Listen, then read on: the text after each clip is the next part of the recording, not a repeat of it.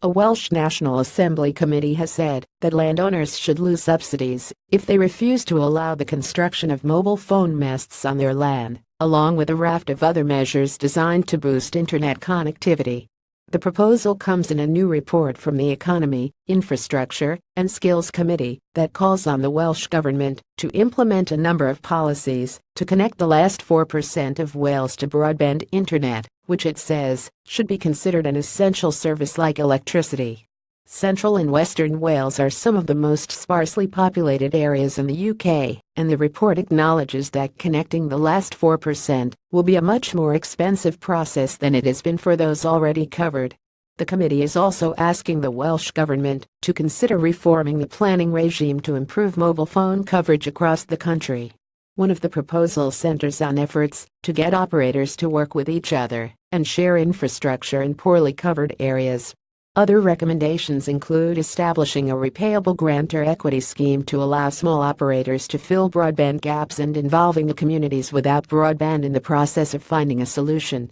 It said regulator Ofcom needs to use all its powers to meet its target of 100% mobile coverage, which should be a condition of future auctions of the right to transmit.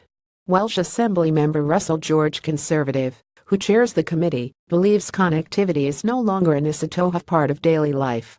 For many people and businesses we spoke to during our inquiry, it's now considered an essential service like electricity, he commented. Wales' landscape and population spread poses challenges in a world where market forces determine broadband and mobile phone coverage. While the Welsh Government's superfast Cymru broadband scheme, delivered with BT, has connected high numbers of people, there remain pockets it is not be able to reach, and this is echoed with mobile phone coverage.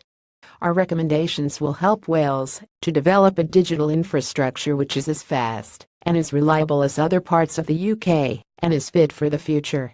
Filling in the gaps so that everyone can receive a good service is the minimum requirement. More can be done to help people take up those services once available and to take potentially controversial steps to ensure that the connectivity many of us take for granted is available to all.